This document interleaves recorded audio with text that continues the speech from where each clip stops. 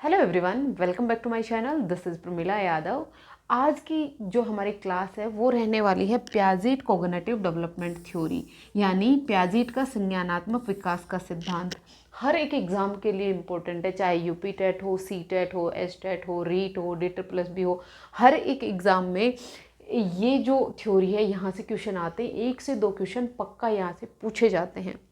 आज की क्लास में हम चारों स्टेजेस डिस्कस करेंगे। सेंसरी मोटर स्टेज यानी इंद्रिय गामक अवस्था, प्री ऑपरेशनल स्टेज यानी पूर्व संक्रियात्मक अवस्था, कॉन्क्रीट ऑपरेशनल स्टेज यानी मूर्त संक्रियात्मक अवस्था और फॉर्मल ऑपरेशनल स्टेज यानी औपचारिक संक्रियात्मक अवस्था। उसके अलावा हम असिमिलेशन, अकोमोडेशन, इक्विलिब्रेशन, स्कीमा, ये सब हम आज की क्लास में डिस्कस करने वाले हैं। यानी प्याजेट की थ्योरी से अगर क्वेश्चन बनेगा तो इस क्लास से 100% बन जाएगा, इससे बाहर कहीं भी नहीं जाएगा।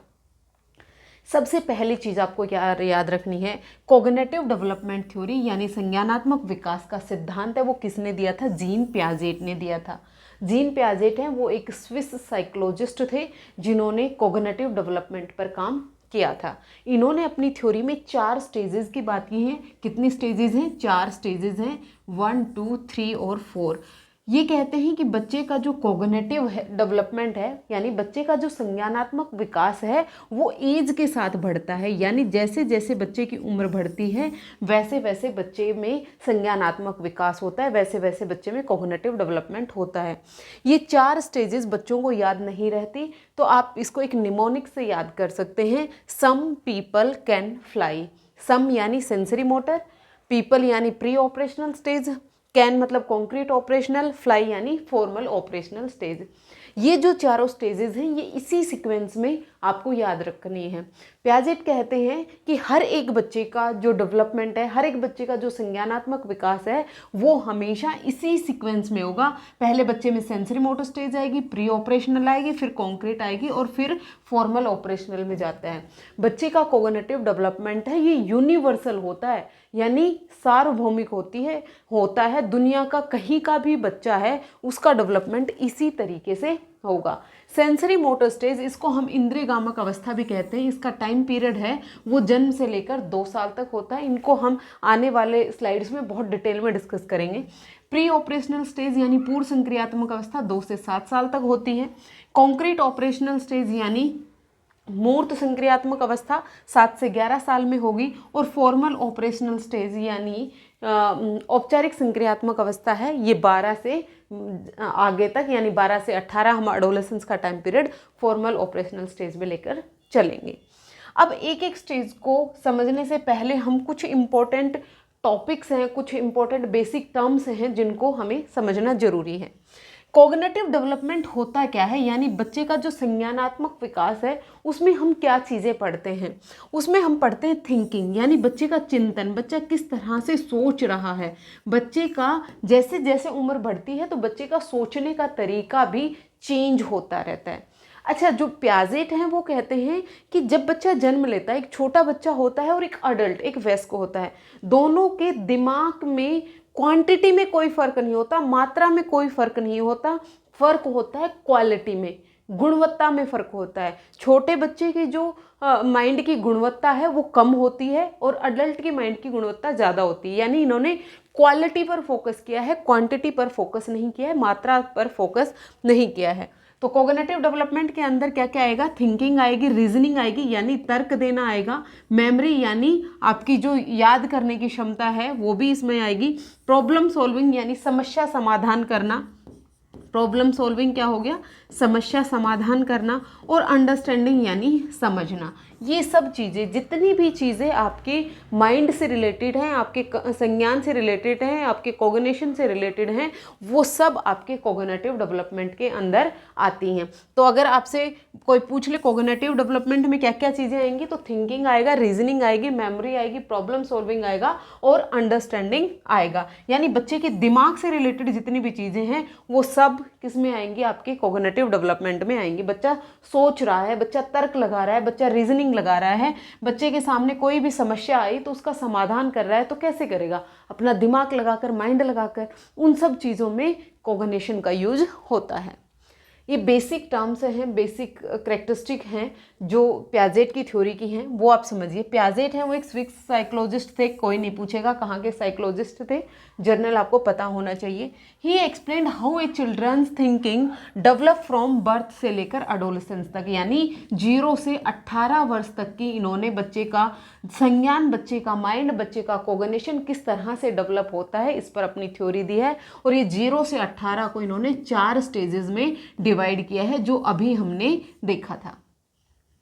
फिर उसके बाद देखें, ये कहते हैं कि जो बच्चे हैं वो पैसिव लर्नर नहीं होते, बच्चे एक्टिव लर्नर होते हैं। बच्चे अपने ज्ञान का निर्माण खुद करते हैं जब वो अपने आसपास, अपने इन्वायरमेंट के साथ, अपने वर्ल्ड के साथ अंतःक्रिया करते हैं, इंटरेक्ट करते हैं, तो वो अपने ज्ञान का निर्माण खुद करते हैं। जैसे आप बच्चे को साइकिल चलाना सिखाते हैं, तो आप बच्चे को बोलते रहें कि आपको इस तरह से पैडल मारना है, आपको इस तरह से बैलेंस बनाना है, तो बच्चा नहीं सीख पाएगा। कब सीखेगा? जब वो उसे चलाकर सीखेगा, जब उसके साथ वो एक्टिविटी करेगा। तो ये जितनी भी चीज़ें हैं, बच्चे का कोग्निशन को डेवलप करने के लिए बच्चे को एक्टिवली इंगेज करो। बच्चा खुद काम करके सीखेगा तो वो बेहतर तरीके से सीख पाएगा, और तभी बच्चे का कोग्निटिव डेवलपमेंट होगा। अगर आप बच्चे को करके नहीं सीखने देंगे, सिर्फ बच्चों को चीज़ें रटवाएंगे, तो बच्चे का कोग्निशन डेवलप नहीं होगा। मेमोराइजेशन है, याद करना है, वो सबसे लोवेस्ट होता है, और प्रॉब्लम सॉल्विंग है वो सबसे हाईएस्ट लेवल होता है थिंकिंग का। तो आपको बच्चे को रट्टाफिकेशन नहीं करवाना, रटना नहीं है, बच्चे को किसी भी समस्या का समाधान करना सिखाना है, highest level of cognitive development पर लेकर जाना है। तो ये क्या कहते हैं कि बच्चे अपने ज्ञान का निर्माण खुद करते हैं जब वो अपने आसपास की चीज़ों के साथ अंतःक्रिया करते हैं। तो यहाँ पर जो लर्नर हैं वो एक्टिव लर्नर होते हैं, यानी एक तरह से इन्होंने चाइल्ड को सेंटर में रखा है। तो ये कौन से स्कूल ऑफ साइकोलॉजी से रिलेटेड हैं? ये कंस्ट्रक्टिविज्म से रिलेटेड हैं। कई बार क्वेश्चन पूछा जाता है कि पियाजेट की थ्योरी है वो बिहेवियरिस्ट से कनेक्टेड है, या कंस्ट्रक्टिविस्ट से कनेक्टेड है, या ह्यूमनिस्टिक से कनेक्टेड है। तो पियाजेट हैं ये रेडिकल कंस्ट्रक्टिविस्ट हैं। ये कहते हैं कि बच्चा अपने ज्ञान का निर्माण खुद करेगा जब वो अपने आसपास की चीज़ों के साथ अंतःक्रिया करेगा। फिर उसके बाद है कोग्निटिव डेवलपमेंट है, ये स्टेजेस में अकर होगा। इसीलिए इन्होंने कहा कि बच्चे का जो कोग्निटिव डेवलपमेंट है वो डिसकंटिन्यूअस प्रोसेस होता है, असतत चलने वाली प्रक्रिया होती है। हमने प्रिंसिपल ऑफ डेवलपमेंट में पढ़ा था, development is a continuous process. Development है लगातार चलने वाली प्रक्रिया है, जन्म से लेकर मृत्यु तक डेवलपमेंट चलता रहता है। लेकिन पियाजेट एक ऐसे साइकोलॉजिस्ट हैं जो कहते हैं कि डेवलपमेंट है वो 4 स्टेजेस में होता है, कंटिन्यूअस नहीं चलता है, डिसकॉन्टिन्यूअस प्रोसेस है, असतत चलने वाली प्रक्रिया होती है। ये आप याद रखिए। अगर आपसे पूछ ले कि पियाजेट के अकॉर्डिंग कोग्निटिव डेवलपमेंट है वो कॉन्टिन्यूअस होता है या डिसकॉन्टिन्यूअस होता है, तो ये डिसकॉन्टिन्यूअस प्रोसेस होता है। स्टेजेस ऑर्डर आर फिक्स्ड, यानी ये जो ऑर्डर है ये हायरार्की में है और ये फिक्स है। पहले बच्चे में सेंसरी मोटर स्टेज आएगी, फिर बच्चे में प्री ऑपरेशनल स्टेज आएगी, फिर कॉन्क्रीट ऑपरेशनल आएगी, फिर फॉर्मल ऑपरेशनल। इसी सीक्वेंस को हर एक बच्चा फॉलो करेगा, ये फिक्स है, ये चेंज नहीं हो सकती। Each stage is qualitatively different. जैसे मैंने आपको पहले बताया था, ये कहते हैं कि बच्चे के दिमाग में क्वांटिटी में कोई फर्क नहीं होता, चाहे वो बच्चा हो चाहे वयस्क हो, क्वांटिटी मात्रा दोनों की बराबर है। सिर्फ डिफरेंस होता है तो कहाँ होता है? क्वालिटी में डिफरेंस होता है। और जैसे जैसे बच्चे की उम्र बढ़ेगी वैसे वैसे बच्चे की जो कोग्निशन की क्वालिटी है वो भी इंक्रीज होती है। यानी इन्होंने एज को, बायोलॉजिकल मैच्योरेशन को बहुत ज़्यादा इंपॉर्टेंस दी है। यानी बायोलॉजिकल मैच्योरेशन का मतलब क्या है? जैसे जैसे उम्र बढ़ रही है तो मैच्योरिटी आ रही है। Development is influenced by maturation and experience, ये इंपॉर्टेंट है।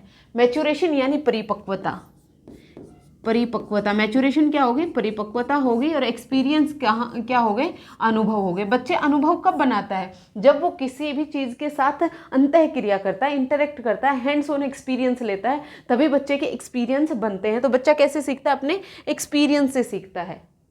आप बच्चे को कोई भी टॉपिक सिखाना चाहते हैं तो आप बच्चे को चाहे कितनी भी थ्योरी उस पर बताएं, बच्चा अपना एक्सपीरियंस नहीं बना पाएगा। और जब वो किसी भी ऑब्जेक्ट के साथ एक्टिविटी कर लेगा, करके देख लेगा, तो बच्चे को ये समझ में आ जाएगा कि ये चीज़ इस तरह से होता है, तो वो अपना एक्सपीरियंस बना लेता है। और ये जो एक्सपीरियंस है ये डेवलपमेंट को प्रभावित करता है।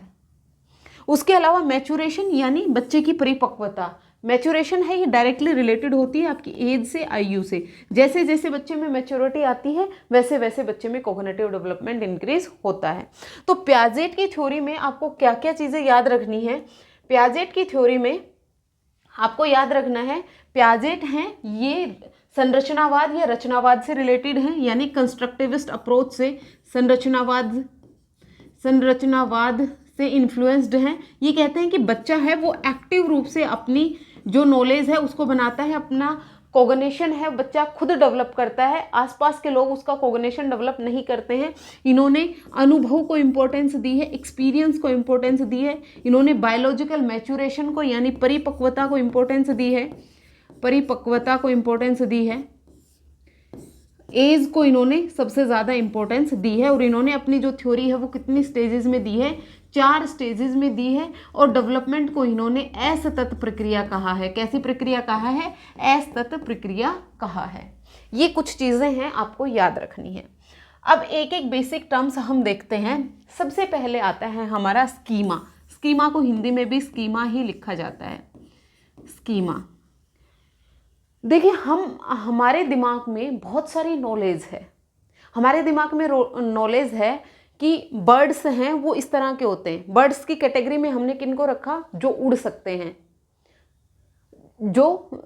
फिर हमने देखा कि जो बर्ड हैं उसमें क्या क्या आएंगे, उसमें तोता आएगा, मैना आएगा, कबूतर आएगा, मतलब जितने भी, हमने एक बर्ड की कैटेगरी अलग बना रखी है।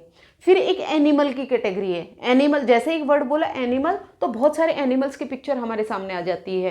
लायन हो गया, टाइगर हो गया, लेपर्ड हो गया, जितने भी एनिमल्स आए। फिर उसके बाद एक और कॉन्सेप्ट हमने बनाया, फूड। अब फूड में जो खाने वाली चीज़ें हैं वो सब आ गया। तो ये जो छोटे छोटे इन्फॉर्मेशन के चंक हमारे माइंड में बने हुए हैं यही स्कीमा होता है। इंफॉर्मेशन जो हमारे माइंड में स्टोर की गई है ये पैकेट्स के रूप में हमारे माइंड में स्टोर की गई है, इसे ही स्कीमा कहते हैं। Schema is a mental structure और a framework that help a child organize information.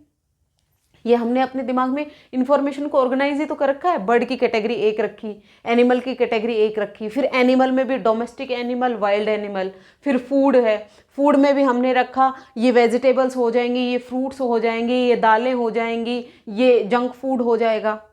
ये सब कैटेगरी हमने अपने माइंड में स्टोर करके रखी है, अपनी इंफॉर्मेशन को ऑर्गेनाइज कर रखा है। किसमें? स्कीमा में। जैसे a child idea of dog. एक बच्चा है वो डॉग को कैसे पहचानेगा? उसके दिमाग में एक डॉग की इमेज बनी हुई है। डॉग वो किसे कहेगा? जिसके 4 पैर हैं, एक पूंछ है, एक मुंह है, इस तरह से वो भौंकता है। ये सब चीज़ें जब इस तरह के किसी भी एनिमल को देखेगा तो उसके दिमाग में आएगा कि ये डॉग है, उसको रिकॉग्नाइज कर लेगा। जो इन्फॉर्मेशन उसके दिमाग में स्टोर है और वैसे ही कोई चीज़ उसके सामने आती है तो वो उसको पहचान लेता है। पहचानता किसकी वजह से? इस स्कीमा की वजह से ही पहचानता है। जिस चीज़ की इंफॉर्मेशन ऑलरेडी आपके दिमाग में सेव्ड है तो वो जब आपके सामने आएगी तो आप उसको पहचान लेंगे। जैसे आपके कंप्यूटर में आपने कुछ इन्फॉर्मेशन रख रखी है और आप उसको सर्च करते हैं तो जो कंप्यूटर है वो उसको निकाल के दे देगा कि ये जो ऑब्जेक्ट है ये यहाँ स्टोर है और ये इन्फॉर्मेशन इसमें सेव्ड है। वैसे ही आपका माइंड काम करता है। तो स्कीमा क्या है? जो भी इंफॉर्मेशन है, चंक्स ऑफ इन्फॉर्मेशन जो पैकेट्स के रूप में आपके दिमाग में स्टोर हैं, जो इन्फॉर्मेशन को ऑर्गेनाइज करने में बच्चे की मदद करता है। जैसे एक स्कीमा होता है कि बच्चा को स्कूल जाना है। बच्चा स्कूल जाने से पहले क्या करेगा? ब्रश करेगा, नहाएगा, ड्रेसअप करेगा, अपने बाल कंघी करेगा, फिर खाना खाएगा, फिर वो जाएगा। एक सीक्वेंस में वो सारे काम करता है कि इसके बाद मुझे ये काम करना है, इसके बाद मुझे ये काम करना है, इसके बाद मुझे ये काम करना है। तो ये सब क्या होती हैं? ये सब स्कीमा होती है। होपफुली आपको स्कीमा क्लियर हुआ होगा। अगर आपको स्कीमा क्लियर हुआ तो आप कमेंट करके बताइएगा। और अगर आपको ये पीडीएफ चाहिए तो पीडीएफ आपको मेरे टेलीग्राम चैनल पर मिल जाएगी। टेलीग्राम चैनल का लिंक आपको डिस्क्रिप्शन में मिल जाएगा। स्कीमा के बाद हम नेक्स्ट देखते हैं असिमिलेशन। असिमिलेशन का मतलब क्या हुआ? आत्मसातीकरण करना, अगर मैं गलत नहीं हूँ हिंदी में तो। देखिए असिमिलेशन का मतलब होता है जब भी आपके सामने कोई न्यू इन्फॉर्मेशन आती है तो उसको आप एड ऑन कर लेते हैं अपनी प्रीवियस नॉलेज में।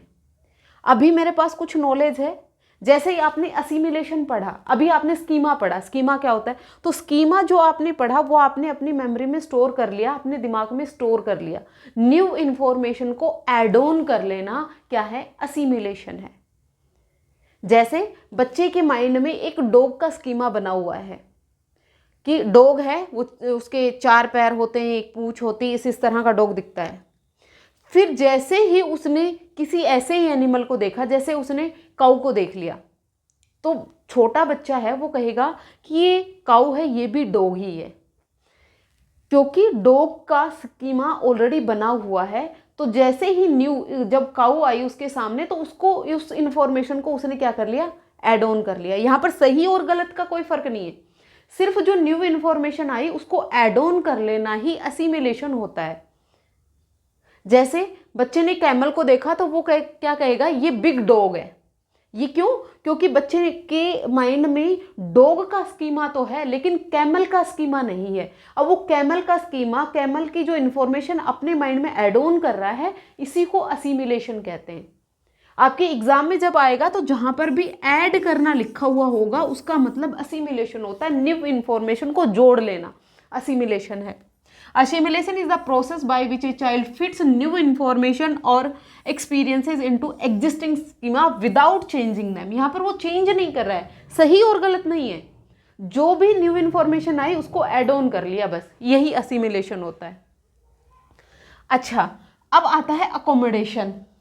अकोमोडेशन में बच्चा क्या करेगा, अब उसने जब डॉग को काऊ कहा, या डॉग को उसने बिग, या कैमल को उसने बिग डॉग कहा, एक ऊंट को बड़ा कुत्ता कहा, अब जो भी कोई अडल्ट है या फिर कोई भी एक ऐसा इंसान जो उसको ये बताएगा कि डॉग डिफरेंट होता है और कैमल डिफरेंट होता है, अब बच्चा क्या करेगा, जो उसने ऐड किया था असिमिलेशन में उसमें चेंज करेगा कि डॉग अलग होता है, कैमल अलग होता है। डॉग का अलग स्कीमा बन जाएगा, कैमल का अलग स्कीमा बन जाएगा। यहाँ पर उसने क्या किया, यहाँ पर उसने अपने स्कीमा में चेंज किया, जो उसने असिमिलेशन में ऐड कर लिया था अब वो उसको क्या करेगा, चेंज करेगा। तो जहाँ पर भी चेंज की बात आएगी, मॉडिफिकेशन की बात आएगी, वो क्या होगा, आपका अकोमोडेशन होगा। यानी accommodation is the process in which a child change और modify existing schema to correctly understand new information और एक्सपीरियंस। जो न्यू इंफॉर्मेशन आई उसको करेक्ट करने के लिए जब वो चेंज करेगा, मॉडिफाई करेगा, तो उसको क्या कहेंगे, अकोमोडेशन कहेंगे। इक्विलिब्रेशन क्या आएगा, इक्विलिब्रेशन आता है is the process of maintaining balance between assimilation and accommodation so that the child can understand the world correctly। जो संतुलन की स्टेज आएगी उसको ही इक्विलिब्रेशन कहते हैं। जब बच्चा अपनी नॉलेज में मॉडिफिकेशन कर लेगा, दो अलग अलग स्कीमा बना लिया, तो इक्विलिब्रेशन आ गया। असिमिलेशन और अकोमोडेशन में बैलेंस बनाना ही इक्विलिब्रेशन होता है। होपफुली आपको ये चारों चीज़ें क्लियर हुई होंगी। एक बार मैं आपको फिर से बता दूं, स्कीमा क्या होते हैं, इंफॉर्मेशन के चंक्स होते हैं, पैकेट्स होते हैं, जो हर एक बच्चे, हर एक इंसान के माइंड में होते हैं, जो इंफॉर्मेशन को ऑर्गेनाइज करने में हमारी मदद करता है। जैसे एनिमल का एक अलग स्कीमा है, बर्ड का एक अलग स्कीमा है, फूड का एक अलग स्कीमा है, लिविंग थिंग्स का एक अलग स्कीमा है, नॉन लिविंग थिंग का एक अलग स्कीमा है। तो अलग अलग चंक्स ऑफ इंफॉर्मेशन हमारे माइंड में स्टोर हैं, यही स्कीमा है।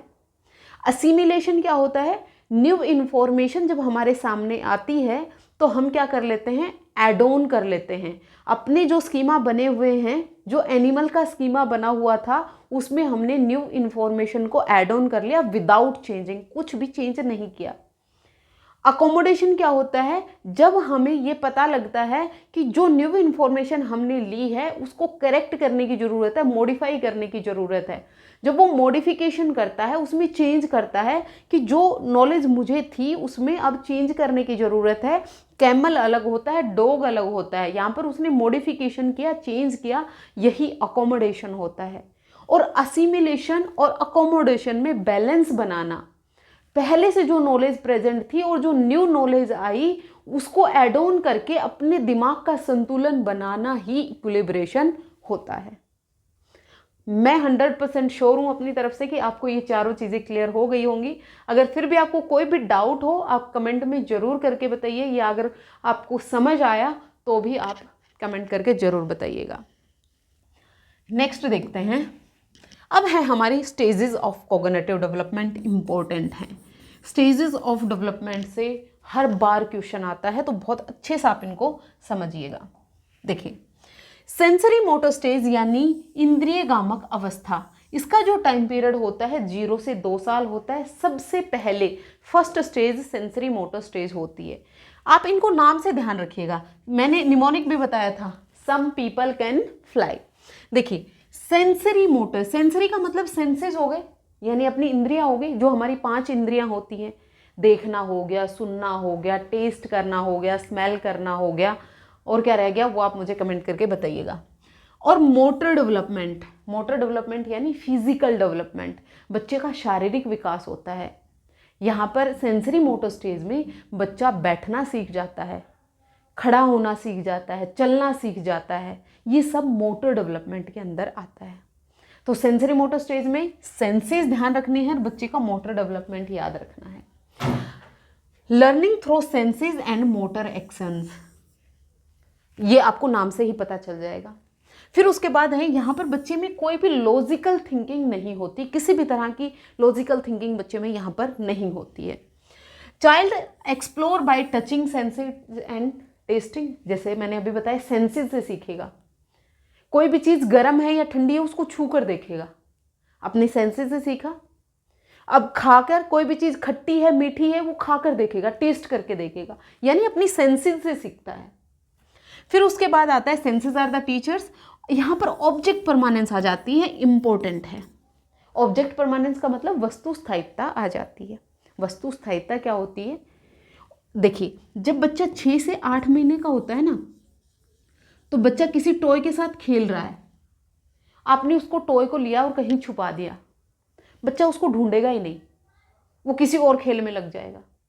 लेकिन जब बच्चा 12 से 15 मंथ का होता है और वो किसी खिलौने से खेल रहा है, आप उसके खिलौने को लेके छुपा लो और फिर देखो बच्चा क्या करता है आपके साथ, रोएगा, जमीन पर पैर पटकेगा और मुझे ला के दो वो खिलौना। ऐसा क्यों करता है? इस टाइम पर तो बच्चे ने नहीं किया, और इस टाइम पर क्यों किया? जब बच्चा 6 से 8 महीने का था तो बच्चे को ये पता ही नहीं था कि जो चीज़ उसके सामने प्रेजेंट नहीं है वो कहीं ना कहीं यहीं पर ही होगी, मम्मा ने छुपा दिया है। इस चीज़ का पता ही नहीं था बच्चे को। और ये चीज़ पता कब चली? जब बच्चा 12 से 15 मंथ में आया कि जो खिलौना मैं खेल रहा था वो छुपा दिया गया है तो वो यहीं कहीं आसपास, लेकिन मेरे सामने नहीं है, इसलिए वो उसको पाने के लिए रोता है। और ये जो कैरेक्टरिस्टिक है यही ऑब्जेक्ट परमानेंस होती है। ये जो ऑब्जेक्ट परमानेंस है, आपके आसपास कोई बच्चा हो ना छोटा तो उसके साथ करके देखिएगा, फिर आपको पता चलेगा ऑब्जेक्ट परमानेंस होती क्या है। फिर होता है गोल डायरेक्टेड बिहेवियर, यानी लक्ष्य निर्देशित व्यवहार करने लगता है। लक्ष्य निर्देशित व्यवहार का मतलब क्या होता है? जैसे लगभग जब बच्चा हम माने 18 से 24 मंथ का होता है, तब बच्चे में ये गोल डायरेक्टेड बिहेवियर आता है, स्टार्टिंग में नहीं होता है। अब ये गोल डायरेक्टेड बिहेवियर क्या होता है कि बच्चे का कोई फेवरेट टॉय रखा है बेड के उस किनारे पर, बच्चा यहाँ पर है, तो बच्चा ठुमकता ठुमकता जाएगा और अपना खिलौने को लेके आ जाएगा, सीधा अपने खिलौने के पास जाएगा और लेके आ जाएगा, यहाँ से सीधा जाएगा।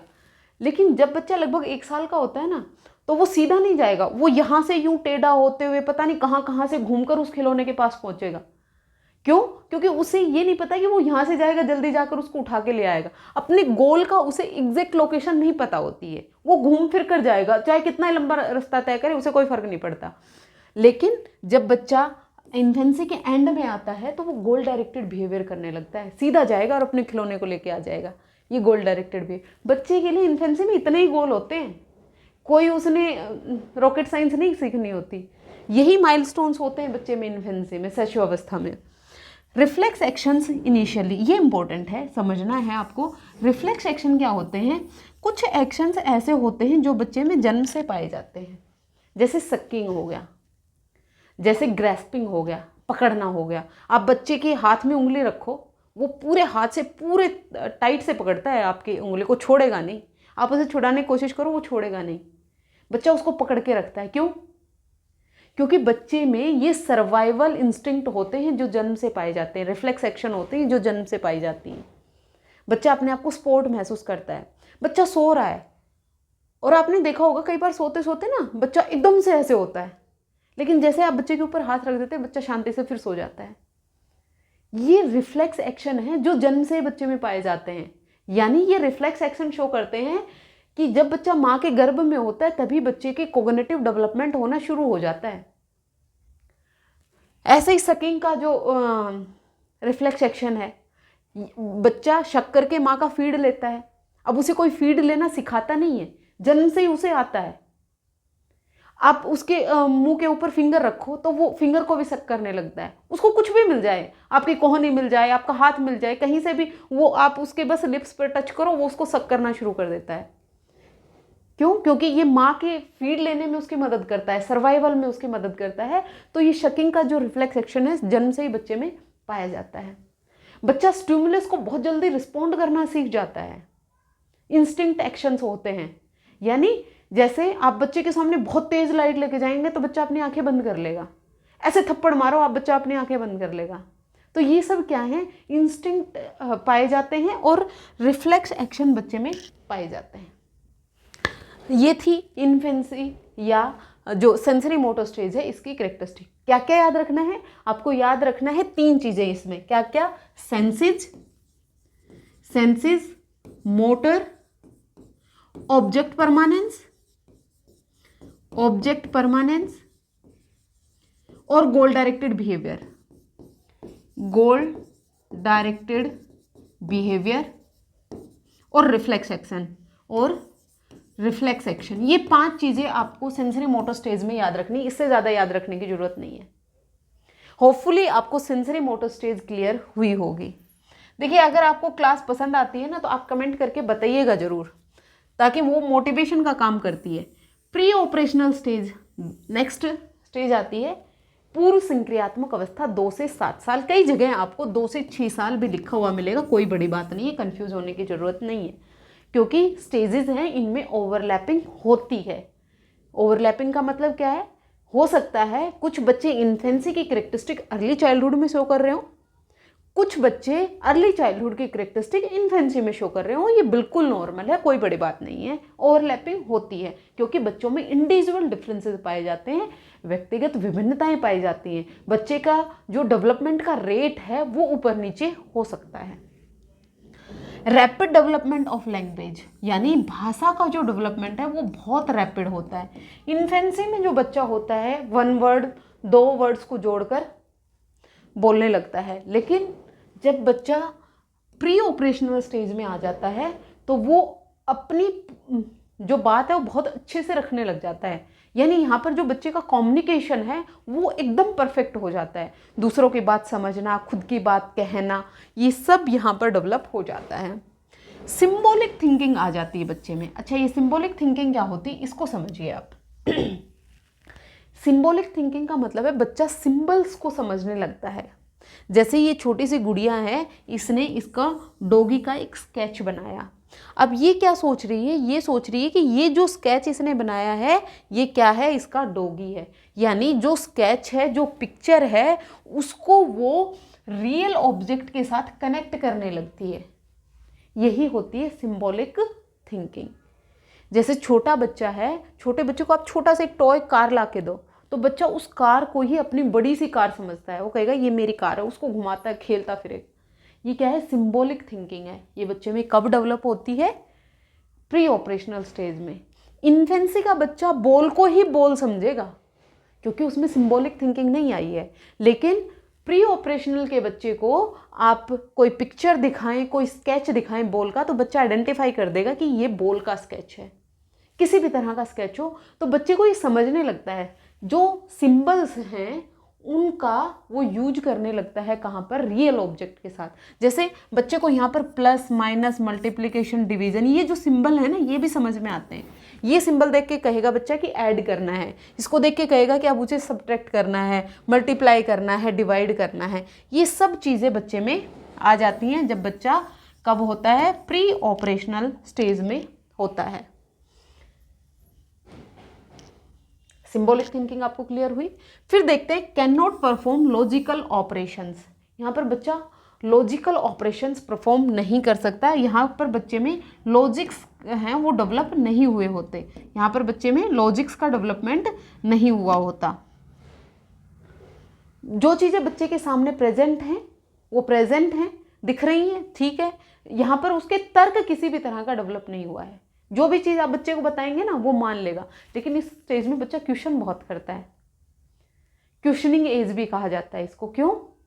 क्योंकि बच्चा सवाल ही इतनी करता है, बहुत ज़्यादा क्यूरियस होता है, बहुत ज़्यादा सवाल करेगा, हर एक चीज़ पर आप उससे सवाल करेगा और आप जैसा उसे जवाब देंगे ना जस्ट वो उसको मान लेगा, चाहे आपने गलत ही जवाब दिया है उसका कोई फर्क नहीं है, क्योंकि यहाँ पर बच्चे के तर्क डेवलप नहीं हुए हैं। आप कॉन्क्रीट ऑपरेशनल वाले बच्चे से मिले, फिर आप उसको कोई भी जवाब देंगे तो वो उससे वापस आके पूछेगा नहीं ऐसा तो नहीं था, तब तो आपने ऐसा कहा था, अब आप ऐसा क्यों कह रहे हो। वो वापस सवाल करेगा।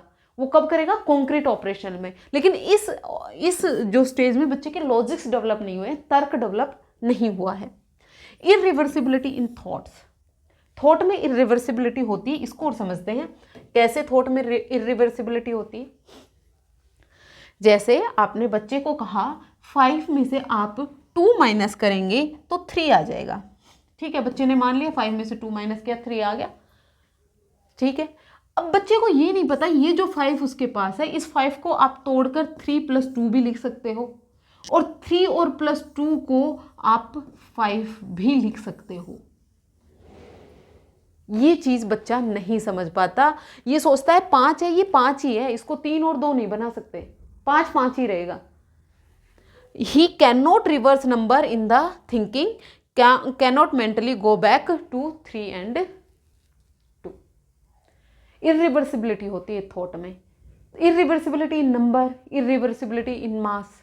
जैसे बच्चे के सामने एक क्ले है, क्ले से आपने कोई भी एक कुछ भी बना दिया, आपने फ्लावर बना दिया, एनिमल बना दिया, तो बच्चे को ये नहीं समझ में आएगा ये जो एनिमल इसने क्ले से बना दिया, इसको तोड़ के आप दोबारा से वही नॉर्मल एक क्ले की बॉल बना सकते हैं। ये क्या होता है? इरिवर्सिबिलिटी इन थिंकिंग होता है। जैसे मैं एक एग्जांपल बहुत बार देती हूँ कि बच्चे को ये नहीं समझ में आएगा कि पानी से आइस भी बनाई जा सकती है और आइस से पानी भी बनाया जा सकता है। सिर्फ थिंकिंग है उसकी एक डायरेक्शन में होती है। पानी को आपने फ्रिज में रखा तो वो बर्फ बन गई, बस बच्चा यही समझ पाएगा। बच्चे को ये नहीं समझ में आएगा कि उस बर्फ को आप बाहर निकाल के रख दें फ्रिज से तो वो पानी भी बन जाएगा। अगर बच्चा ये करके देखेगा, एक्टिविटी करेगा, तो बच्चा समझ पाएगा कि पानी का बर्फ भी बनाया जा सकता है और बर्फ का पानी भी बनाया जा सकता है। यही तो जीन पियाजेट कहते हैं कि बच्चे को आप एक्टिविटी कराएं, जितनी एक्टिविटी कराएंगे बच्चे का कोऑर्डिनेशन उतना ही डेवलप होगा। बच्चे को आप बोलते रहें, बच्चे को नहीं समझ में आएगा, लेकिन ये एक्सपेरिमेंट अगर आप बच्चे को करवा के दिखाएंगे तो बच्चा सीख जाएगा। इस स्टेज में बच्चे में इरिवर्सिबिलिटी इन थॉट होती है। इसी तरह से दूसरा एग्जाम्पल आप लेके देख लें। आप ये सोचें कि 5 × 4 है वो 20 होता है, ये बच्चा समझ लेगा और आपको करके भी दिखा देगा। लेकिन बच्चा ये नहीं समझ पाएगा कि 20 को मैं अगर 5 से डिवाइड कर दूं तो यहाँ पर 4 आ जाएगा। ये इरिवर्सिबिलिटी इन थिंकिंग होती है जो बच्चे में प्री ऑपरेशनल स्टेज में आपको देखने को मिलती है। फिर आता है ईगोसेंट्रिज्म, यानी अहम केंद्रिता। बच्चा सारी दुनिया का फोकस खुद को ही मानता है। मैं चल रहा हूं, मेरे पीछे पीछे सन चल रहा है, मैं हीरो हूं। सिर्फ अपने पर्सपेक्टिव को समझता है, दूसरे के पर्सपेक्टिव को नहीं समझता। उसे भूख लगी है तो सबको भूख लगी है, उसे प्यास लगी है सबको प्यास लगी है। आपने देखा होगा छोटा बच्चा है, खुद पानी पिएगा तो सबको पिलाएगा कि उन सबको भी तो प्यास लगी होगी।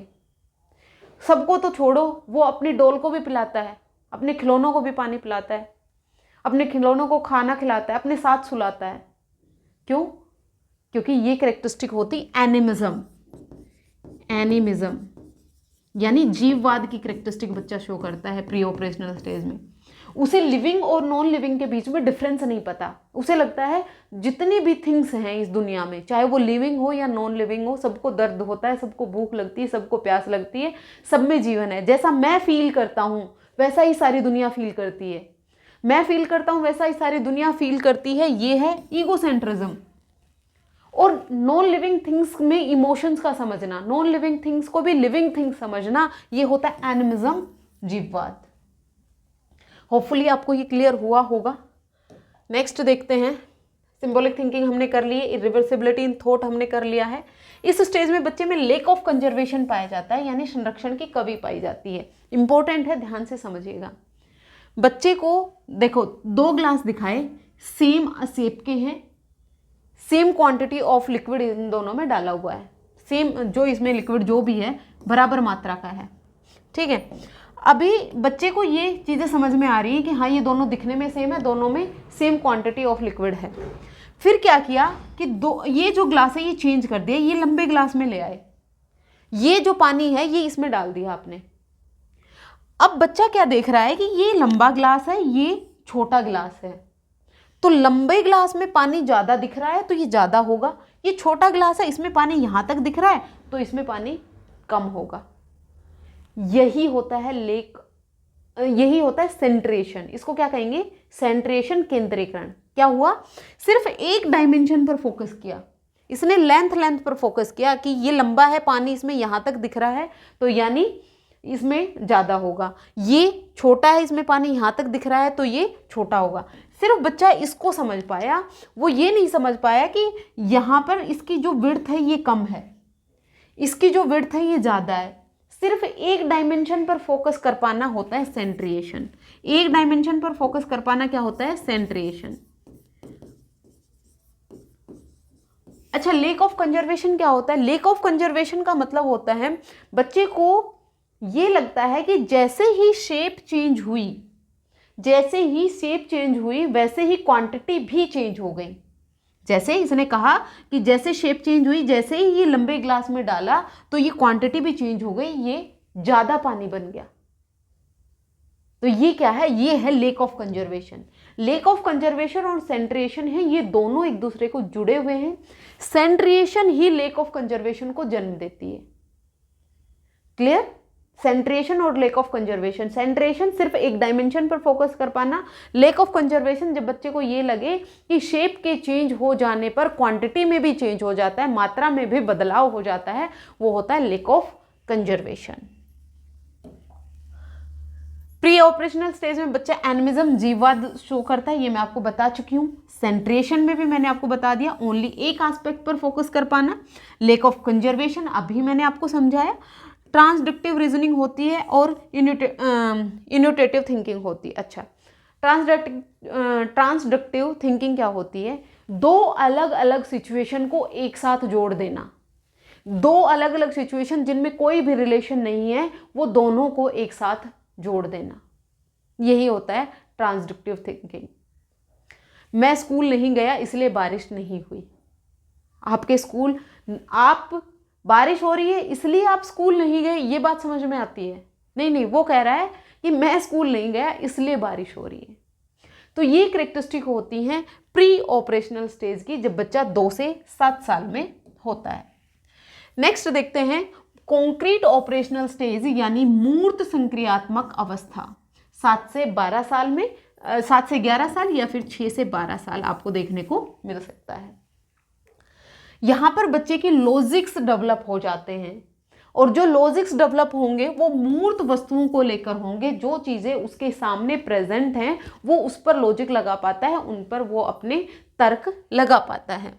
Thinking based on concrete objects, जो चीज़ें उसके सामने प्रेजेंट हैं, बहुत सारे खिलौने प्रेजेंट हैं, तो कौन सा छोटा है कौन सा बड़ा है, इन चीज़ों के बीच में वो डिफ्रेंशिएट कर पाता है। जो चीज़ें उसके सामने प्रेजेंट है उसको करके देखा, खिलौने को तोड़ के देखेगा, इसके अंदर क्या है, इसके अंदर कौन सा जादू चल रहा है, फिर वो उसको जोड़ेगा। मूर्त वस्तुएं, जो चीज़ें उसके सामने प्रेजेंट हैं उस पर अपनी थिंकिंग लगाता है। जो चीज़ें उसके सामने प्रेजेंट नहीं है उस पर थिंकिंग नहीं लगा सकता। आप बच्चे को फ्रीडम के बारे में बता रहे हैं, आप बच्चे को सही और गलत के बारे में बता रहे हैं, आप बच्चे को फेयरनेस के बारे में बता रहे हैं, तो ये चीज़ें बच्चे को नहीं समझ में आएंगी। जो अमूर्त चिंतन है, अमूर्त आइडियाज़ हैं, उन पर बच्चा अपनी थिंकिंग नहीं लगा सकता। जो चीज़ें उसके सामने प्रेजेंट है उस पर वो अपनी थिंकिंग लगा सकता है। Can understand rules and relationship, इस स्टेज में बच्चा रूल बहुत स्ट्रिक्टली फॉलो करता है। जो रूल बना दिए गए उनको फॉलो करना है, चाहे कुछ हो जाए। ट्रैफिक रूल फॉलो करने हैं तो आपने करने ही है, चाहे किसी की जान जा रही हो। चोरी करना पाप है तो पाप ही है, आपने चोरी नहीं करना। हम हाइंस की स्टोरी पढ़ेंगे जब कोहलबर्ग की मॉरल डेवलपमेंट थ्योरी करेंगे। झूठ बोलना गलत है तो वो गलती है। तो यहाँ पर जो बच्चा है वो रूल्स को बहुत स्ट्रिक्टली फॉलो करता है। यहाँ पर बच्चा फ्रेंडशिप भी बहुत अच्छी बनाता है। यहाँ पर जो फ्रेंड्स बनते हैं वो लाइफ लॉन्ग फ्रेंड्स बनते हैं इस उम्र में बच्चे के। इसमें बच्चे में कंजर्वेशन आ जाती है। देखिए, प्री ऑपरेशनल स्टेज में बच्चे में लेक ऑफ कंजर्वेशन था, संरक्षण की कमी थी, लेकिन इस स्टेज में बच्चे में कंजर्वेशन आ जाती है, संरक्षण आ जाता है। उसे ये समझ में आ जाता है कि शेप चेंज कर देने से क्वांटिटी पर कोई फर्क नहीं पड़ता। जो ग्लास में पानी था, चाहे उसको लंबे में डालो, चाहे आप चौड़े में डालो, चाहे छोटे में डालो, क्वांटिटी सेम रहेगी। अपीयरेंस से कोई फर्क नहीं पड़ता। अगर आप अपीयरेंस चेंज कर देंगे तो उससे मात्रा पर, क्वांटिटी पर कोई भी फर्क नहीं पड़ता। यही होता है कंजर्वेशन। ये बच्चे में लेटर चाइल्डहुड में आता है, जब बच्चा कॉन्क्रीट ऑपरेशनल स्टेज में आता है। रिवर्सिबिलिटी आ जाती है। लास्ट स्टेज में क्या थी? इरिवर्सिबिलिटी थी। इसमें रिवर्सिबिलिटी आ जाती है। बच्चे को ये भी पता है कि 5 को 3 से मल्टीप्लाई करूंगा तो 15 आएगा, और 15 को अगर मैं 5 से डिवाइड कर दूं तो 3 आएगा। अपनी थिंकिंग को रिवर्स कर सकता है बच्चा लेटर चाइल्डहुड में। Ability to reverse thinking. फिर उसके बाद आता है डिसेंट्रिएशन आ जाता है। लास्ट स्टेज में क्या था? सेंट्रिएशन। सिर्फ एक डायमेंशन पर फोकस कर पा रहा था, लेकिन कॉन्क्रीट ऑपरेशनल स्टेज में बच्चा एक से ज्यादा डायमेंशन पर फोकस कर पा रहा है, इसीलिए तो बच्चे में कंजर्वेशन आ गया। सेंट्रिएशन और कंजर्वेशन दोनों डायरेक्टली रिलेटेड हैं। जब बच्चे में सेंट्रिएशन था तो लेक ऑफ कंजर्वेशन था, जब बच्चे में डिसेंट्रिएशन आया तो बच्चे में कंजर्वेशन आ गया। यहां पर वो एक ही डायमेंशन पर फोकस नहीं कर रहा, यहाँ पर वो 2 डायमेंशन पर फोकस कर रहा है। जब वो 2 डायमेंशन पर फोकस कर रहा है, children consider multiple aspect of the situation at the same time. एक ही टाइम पर मल्टीपल एस्पेक्ट के बारे में सोच लिया, लंबाई के बारे में भी सोच लिया, चौड़ाई और हाइट सब के बारे में सोच लेगा वो एक ही टाइम पर। क्लासिफिकेशन कर पाता है, चीज़ों को उनकी करेक्टरिस्टिक के बेस पर वो डिफ्रेंशिएट कर पाता है। आपने बहुत सारे बच्चे को खिलौने दिए, अब वो खिलौने हैं, वो रंग में अलग अलग तरीके के हैं, वो शेप में अलग अलग तरीके के हैं, वो साइज में अलग अलग तरीके के हैं, तो बच्चा इनकी कैटेगरी बना देगा। सेम कलर के एक साथ कर देगा, सेम शेप के एक साथ कर देगा, सेम साइज के एक साथ कर देगा। ट्रायंगुलर हैं वो एक साथ कर दिया, रेक्टेंगुलर हैं एक साथ कर दिए, स्क्वायर की शेप के एक साइड कर दिए, सर्कल की शेप के एक साथ कर दिए। तो यहाँ पर बच्चा क्या करेगा? कैटेगराइजेशन करना शुरू कर देगा। आप बच्चे को एनिमल्स दो, एनिमल, डोमेस्टिक एनिमल ये होंगे, वाइल्ड एनिमल ये होंगे, वाटर एनिमल ये होंगे, सबके बीच में डिफरेंशिएट कर पाएगा, क्लासिफिकेशन कर पाता है, वर्गीकरण कर पाता है चीजों को उनकी कैरेक्टरिस्टिक के बेस पर। ये बच्चे में कब आता है? कॉन्क्रीट ऑपरेशनल स्टेज में आता है। सीरिएशन सीरीज में लगा देगा, यानी छोटे से बड़े, आरोही से अवरोही, आरोही से अवरोही और अवरोही से आरोही, दोनों के क्रम में वो लगा सकता है। छोटे से बड़ा और बड़े से छोटे में वो अरेंज कर देगा चीजें। कॉज एंड इफेक्ट थिंकिंग, मैंने ये किया तो इसका प्रभाव ये पड़ेगा, अगर मैं ये करूंगा तो ये मेरे लिए अच्छा रहेगा, ये मैंने किया तो ये इसका प्रभाव ये पड़ा। कोई भी काम करेगा तो उसका प्रभाव क्या पड़ेगा उसके बारे में भी वो सोचने लगता है। Children understanding logic relationship between events. Last stage में बच्चे में 2 इवेंट्स के बीच में इलॉजिकल रिलेशन बना रहा था। मैं स्कूल नहीं गया इसलिए बारिश नहीं हुई, अब बच्चा कहेगा बारिश हो रही थी इसलिए मैं स्कूल नहीं गया। ये है आपकी लॉजिकल थिंकिंग। बच्चा लॉजिक्स डेवलप कर पाता है कॉन्क्रीट ऑब्जेक्ट्स को लेके। ये कंजर्वेशन इन लेटर चाइल्डहुड, बच्चे को ये समझ में आ जाता है कि अपीयरेंस चेंज हो जाने पर, शेप चेंज हो जाने पर क्वांटिटी पर कोई भी फर्क नहीं पड़ता। अब है फॉर्मल ऑपरेशनल स्टेज 12 से ऑनवर्ड्स, या फिर आप इसे कहें 12 से 18 वर्ष, जब बच्चा एडोलेसेंस में होता है, जब बच्चा किशोर अवस्था में होता है। बहुत इंपॉर्टेंट स्टेज है बच्चे के डेवलपमेंट के लिए।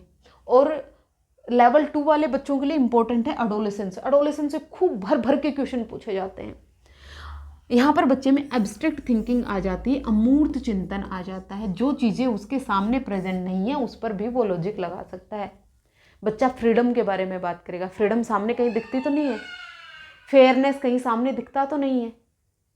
फेयरनेस हो गया, फ्रीडम हो गया, इक्वलिटी हो गया, इन सब के बारे में बच्चा बात करेगा, इन सब पर अपनी थिंकिंग लगा पाता है। ये क्या होती है? एब्स्ट्रैक्ट थिंकिंग होती है, अमूर्त चिंतन होता है।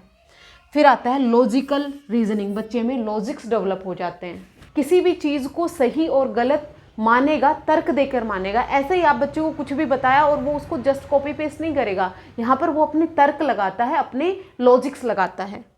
हाइपोथेटिकल थिंकिंग, यहाँ पर बच्चा हाइपोथेसिस बनाने लगता है, परिकल्पनाएं बनाने लगता है। अगर मैं अच्छे से नहीं पढ़ूंगा तो उसका मेरे करियर पर क्या फ़र्क पड़ेगा, ये चीज़ें बच्चा सोचने लगता है। उसके सामने कोई भी समस्या आई तो उसको किन किन स्टेप्स में उसे सोल्व करना है। अब उसने कोई पेपर दिया, उसमें उसको अच्छे मार्क्स नहीं आए, अब वो रिफ्लेक्ट बैक करके सोचेगा कि उसने क्या क्या गलतियां की और उसे फ्यूचर में क्या क्या गलतियां नहीं करनी है। मैं अपनी नेक्स्ट एग्ज़ाम की तैयारी इस तरीके से करूँगा। ये क्या बना रहा है? हाइपोथेसिस बना रहा है, परिकल्पनाएं बच्चा यहाँ पर बनाता है। ये हाईएस्ट लेवल ऑफ थिंकिंग होता है according to Jean Piaget. Deductive reasoning करना लगता है। डिडक्टिव रीजनिंग का मतलब होता है सामान्य से विशेष की तरफ जाना। क्या है? सामान्य से विशेष की तरफ जाना, से विशेष की तरफ, जनरल से स्पेसिफिक की तरफ जाना, यानी रूल से उदाहरण की तरफ जाना, रूल से उदाहरण की तरफ जाना। आप बच्चे को कोई भी रूल बनाएं, कोई भी रूल बताएं, रूल से वो एग्जाम्पल अपने आप निकाल लेगा। कोई भी एक रूल हमेशा सामान्य होते हैं, रूल से अगर वो एग्जाम्पल निकाल पा रहा है तो बच्चे में डिडक्टिव रीजनिंग है वो डेवलप हो गई है। फिर उसके बाद ability to move from general principle to specific principle, ये क्या हो गई? आपकी डिडक्टिव रीजनिंग होगी। Metacognition is the highest level of thinking, highest level of thinking. अपनी ही थिंकिंग को रिफ्लेक्ट बैक करके सोचना। उसने कोई भी तर्क दिया तो उस पर वापस सोचना। उसने कोई भी काम किया, उसमें गलती हुई तो रिफ्लेक्ट बैक करके देखा कि मैंने क्या क्या गलतियां की। यही मेटाकॉग्निशन होता है। अपनी ही थिंकिंग को दोबारा रिफ्लेक्ट बैक करके सोचना मेटाकॉग्निशन होता है। फिर उसके बाद आता है इंडिपेंडेंस ऑफ थिंकिंग, यानी individual from their own opinion and judgement. या लेटर चाइल्डहुड का जो बच्चा था वो रूल्स को फॉलो कर रहा था। जो सोसाइटी ने, जो गवर्नमेंट ने जो भी रूल बना दिए उनको कॉपी करना है, उनको फॉलो करना है, स्ट्रिक्टली फॉलो करना है। लेकिन जब बच्चा एडोलेसेंस में आता है तो वो समझ जाता है कि जो रूल्स हैं वो हमारे लिए बने हैं, हम रूल्स के लिए नहीं बने हैं। जिन रूल्स में चेंज करने की ज़रूरत है, टाइम के साथ साथ ऐसा होता है, हर एक रूल में चेंज करने की ज़रूरत होती है। जहाँ पर चेंज की ज़रूरत है वहाँ पर चेंज होना चाहिए, वहाँ पर चेंज करो। ये जो चीज़ें हैं बच्चे में डेवलप होती हैं जब बच्चा एडोलेसेंस में होता है। क्यों? क्योंकि उसके खुद की ओपिनियंस और खुद के जजमेंट आ जाते हैं। लेटर चाइल्डहुड में बच्चे की खुद की ओपिनियन, खुद के जजमेंट नहीं थे। जो सोसाइटी ने बोला जस्ट उसको कॉपी पेस्ट कर रहा था। लेकिन एडोलेसेंस में बच्चा ऐसा नहीं करता है। एडोलेसेंस में बच्चे में एब्स्ट्रैक्ट थिंकिंग आ जाती है, अमूर्त चिंतन आ जाता है, डिडक्टिव रीजनिंग करने लगता है, हाइपोथेसिस बनाने लगता है, प्रॉब्लम सॉल्विंग करने लगता है, मेटाकॉग्निशन बच्चे में डेवलप हो जाती है, खुद के जजमेंट्स हो जाते हैं, खुद की इंडिपेंडेंट थिंकिंग हो जाती है, दूसरों से इन्फ्लुएंस्ड थिंकिंग नहीं होती। और यहाँ पर बच्चे में मेटाकॉग्निशन डेवलप हो जाती है। ये थी एडोलेसेंस की कैरेक्टरिस्टिक। ये 4 स्टेजेस थी जो जीन पियाजेट ने दी थी। अगर आपको कोई भी डाउट हो आप कमेंट सेक्शन में बताएं। मैं नेक्स्ट वीडियो में आपका जो डाउट है उसका सॉल्यूशन ज़रूर बताऊंगी। अगर आपको वीडियो पसंद आती है आप लाइक एंड शेयर ज़रूर कीजिएगा, कमेंट करके ज़रूर बताइएगा। मेरी तरफ से पियाजेट की कॉग्निटिव डेवलपमेंट थ्योरी कंप्लीट हो गई है। अगर आपको फिर भी कोई भी डाउट है आप ज़रूर बताइएगा। आज के लिए इतना ही, मिलते हैं फिर से। Thank you very much.